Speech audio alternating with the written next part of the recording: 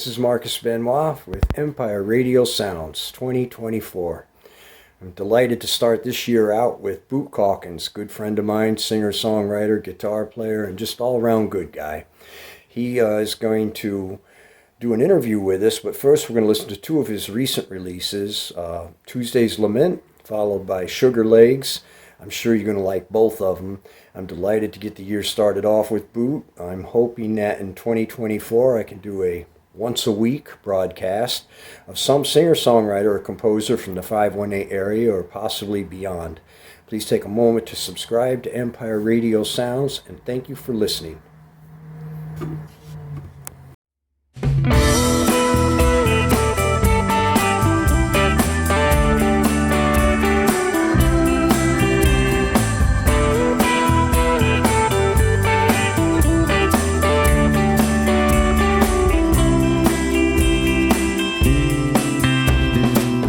Wednesday was drinking and running at the mouth. Said I'll tell you right here where it all went south.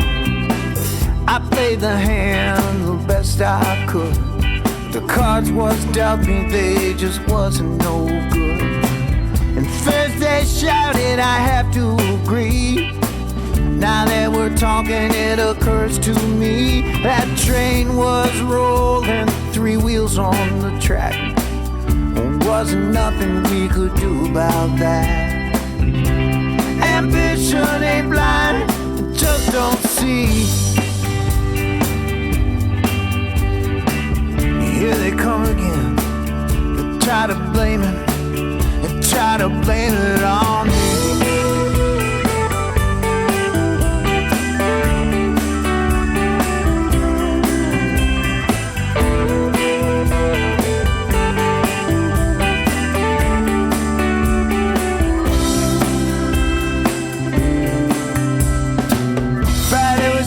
Out face down on the bar, mumbling something about going too far. Ain't never gonna hang nothing on him. Get an easy pass when the weekend begins. Monday says where the hell is Saturday? When there's work to be done, that child's gotta play. Waited for him all week long. Turn around, he's already gone. Ambition ain't blind, it just don't see. And here they come again. They gotta blame it on me.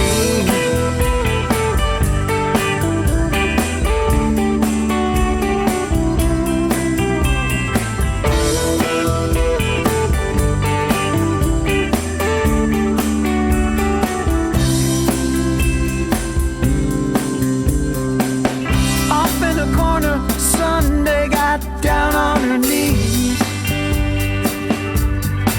she was crying to the heavens. How about some answers, please? They never did come, and now she's looking at me.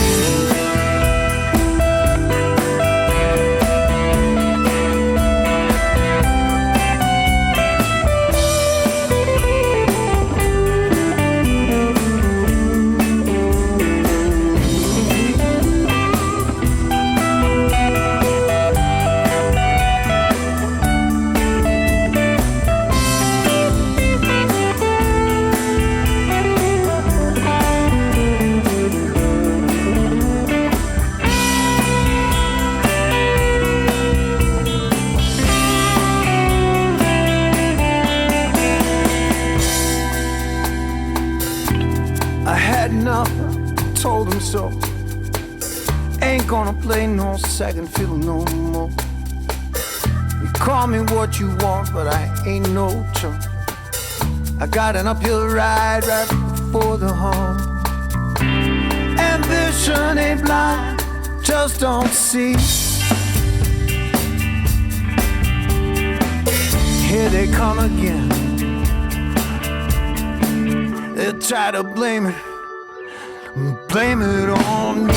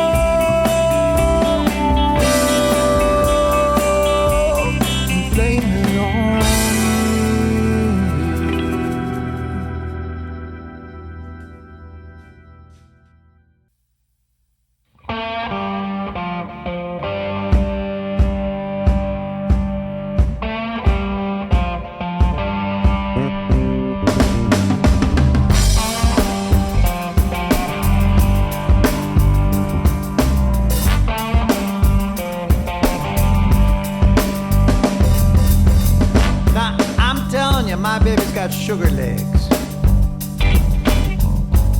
dipped in honey. That's what I say. Sugar legs.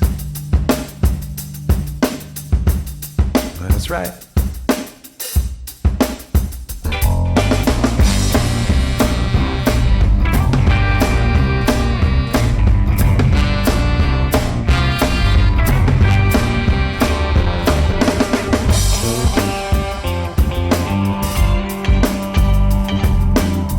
My baby's got a gumdrop nose,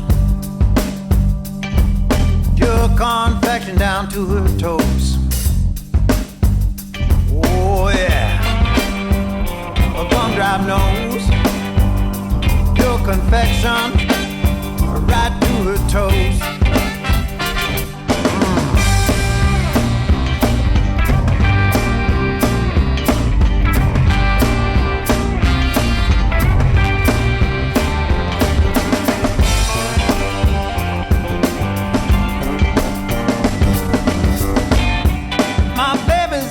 Candy smile,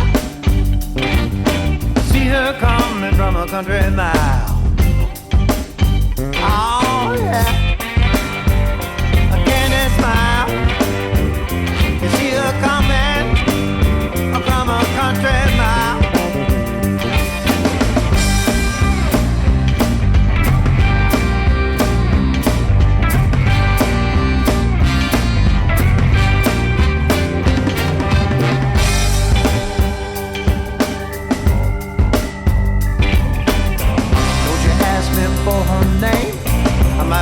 But I'm not insane. You're gonna find me round her back door, 'cause I got to have some more of them sugar legs.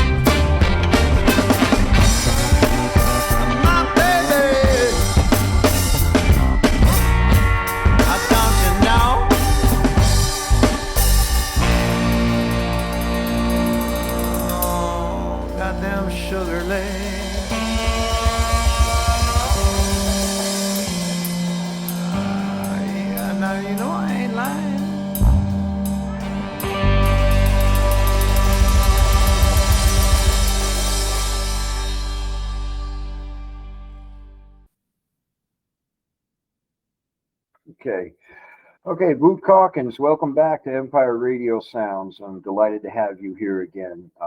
Thank you for your time. Today I have a couple of questions about your release, Lament, a great song that I believe has a certain theme that folks have always sort of understood. We try our hand at our dreams, but do not always get there. Why does the narrator of this tale fall short of the finish line, so to speak? I Sorry.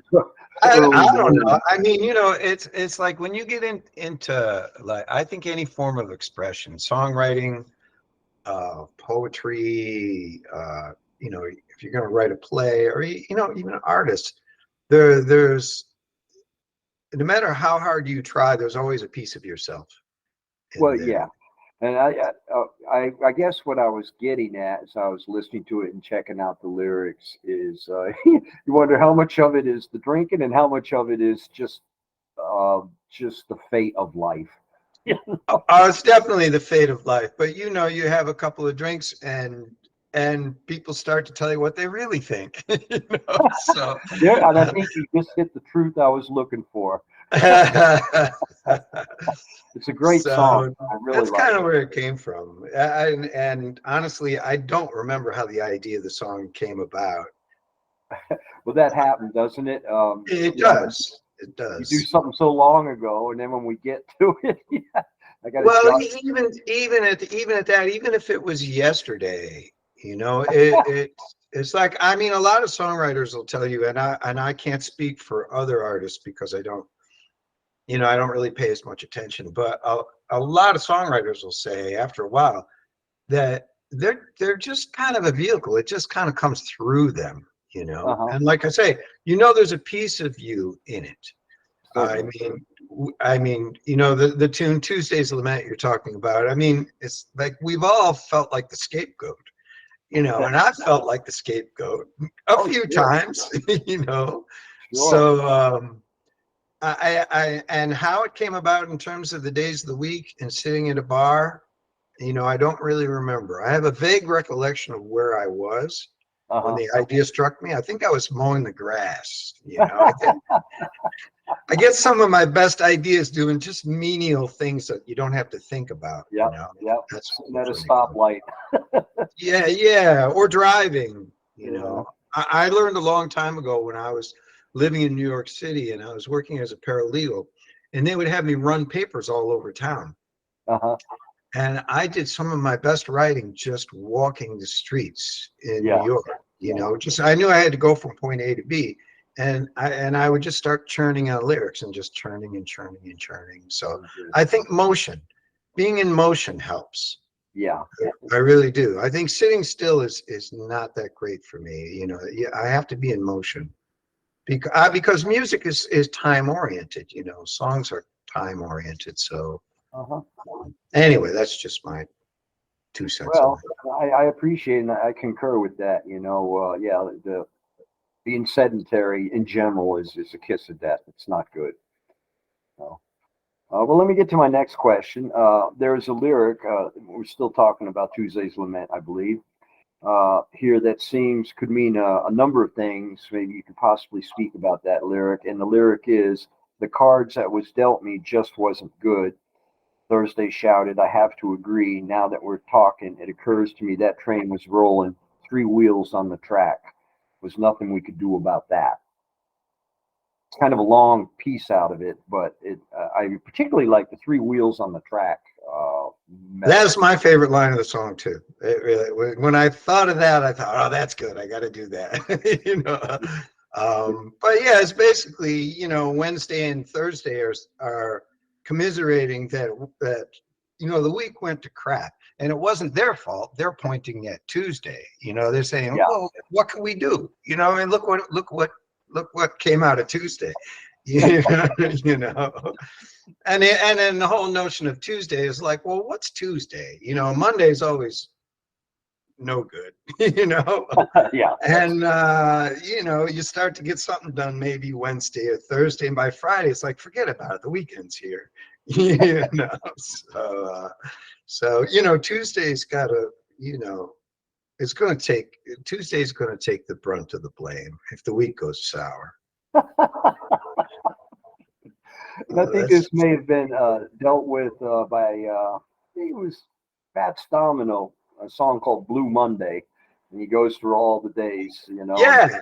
I don't know if you recall the song or not, but Absolutely. it's a Stormy great song. Monday. You know, there are a few Monday songs, Yeah, definitely. Yeah. yeah, they go through the week. Okay. Well, I got one more lyric question about that particular song. Could you put some light on this for us? Lyric. Ambition ain't blind; it just don't see. Here they come again. Try to pin it on me. Yeah, well, I mean that's just I mean that just refers to I run across many situations and many people in life, and they're so focused on getting something done, they don't see the bigger picture. They Yeah. don't they can't see the long view, you know. So that's basically what's that? You know, during the week, you want to get something done this week, you know, and you're like, okay, we're going to get this. But to think beyond that week in terms of, oh, what does this mean for, you know, progress in general, Yeah. humanity, the future of the world. I mean, you can go on and on and on, you know, Uh-huh. it's just kind of pointing to the direction of like, well, okay, you know, you can pin it on Tuesday, but what's really going on here? You know. So anyway, you But know. that's why it's a great song, because it's kind of a classic American um, syndrome that we're all in, whatever we do in life. You know, I mean, maybe not all of us, but it seems to me the average guy who's, you know, just scratching out a living, or lady scratching out a living in life, you know, you cast your lot, and then then whatever happens happens. I digress, but I got one more question about that particular song. No, as you can tell, I really liked it. The Thank instruments that are used to paint this story, it's a classic American rock band sound, you know, with the organ, beautiful guitar work, and so who's playing on this recording? What instruments? So let me think. It's been a while Credit since I here. listened to it. So, old friend, awesome player, Doug Levy's playing drums. Okay. Played with Doug, and also Vinny Armanino played some guitar on this. And those guys I've been in and out of bands with since 1985, I Okay. think. And then of course, you know, Bob Button, Yep. Jeff Roberts, and yourself played on that. Actually, are there horns on that? I can't remember now. Off the top of my head, I don't think there were on that one, but No, so maybe not. Yeah, so I'm sorry, scratch that. No horns on but that in the one. next song we can bring that back up. Yeah, well, definitely, because they're coming. I played the bass on that, and Mike Kelly laid down an organ track, Yeah. and I guess that's it. Oh, and my wife, Barbara Bennett, and Vinny Armanino sang some background vocals on that too. Nice. And I Yeah, guess that's it. That's it. like to Yeah. try and credit the musicians when I can. Oh yeah, no, that's important. Yeah. So to anybody out there that's listening, besides my sister, I urge folks to check this track out at Bandcamp from Boot Calkins. It'll be worth it for those who like music that has a story and great playing as well. Boot, before I let you go, there are other musical projects happening that I want to talk about, and the one that comes to mind right now is Sugar Legs. It reminds me a little bit, sort of like a slowed down, funky Polk Salad Annie by Joe White with a dose of Texas boogie. Again, great guitar work. Could you tell us a little bit about the inspiration for this new release from a musical point of view, I guess?